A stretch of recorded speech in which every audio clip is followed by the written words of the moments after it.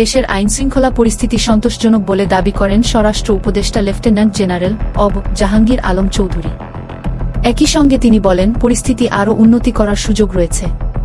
রোববার রাত ৩টায় কেন তাকে সংবাদ সম্মেলন করতে হলো, সাংবাদিকের এ প্রশ্নের জবাবে স্বরাষ্ট্র উপদেষ্টা জাহাঙ্গীর আলম চৌধুরী বলেন, আগে রাত ২:৩০টায় কাউকে খুঁজে পাওয়া যেত না।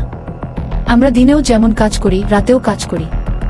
রাতে সংবাদ সম্মেলন আপনাদের এটা বোঝানোর জন্য করা হয়েছে যে স্বরাষ্ট্র উপদেষ্টা শুধু দিনে নয়, রাতেও কাজ করেন। সোমবার বিকালে সচিবালয়ে স্বরাষ্ট্র মন্ত্রণালয়ের সভাকক্ষে অনুষ্ঠিত কোর কমিটির সভা শেষে সাংবাদিকদের এ কথাগুলো বলেন স্বরাষ্ট্র উপদেষ্টা। উপদেষ্টা আরও বলেন, রোববার রাতে বনশ্রীতে ছিনতাইয়ের যে ঘটনা ঘটেছে তা আগে জানতে ২ থেকে ৩ দিন সময় লেগে যেত। এখন সঙ্গে সঙ্গে বিষয়টা সবাই জেনে যাচ্ছে। এজন্য অনেকের মনে হতে পারে আইনশৃঙ্খলা পরিস্থিতির অবনতি হচ্ছে।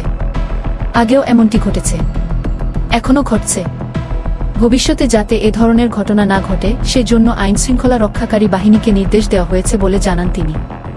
গত কয়েকদিনের ঘটনায় মানুষের মধ্যে আতঙ্ক বিরাজ করছে।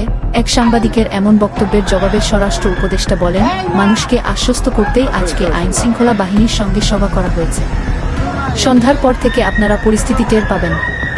গত কয়েকদিনের পরিস্থিতি নিয়ে আজকের সভায় পর্যালোচনা করা হয়েছে বলে প্রধান উপদেষ্টার প্রেস সচিব শফিকুল আলম জানিয়েছেন। তিনি সাংবাদিকদের বলেন, আইনশৃঙ্খলা বাহিনীর ঊর্ধ্বতন কর্মকর্তারা সবাই উপস্থিত ছিলেন। সবাই আইনশৃঙ্খলা পরিস্থিতিকে সিরিয়াসলি নিয়েছেন। এতে ঢাকাকে অগ্রাধিকার দেওয়া হয়েছে। সন্ধ্যার পর থেকে যৌথ প্যাট্রোল শুরু হবে।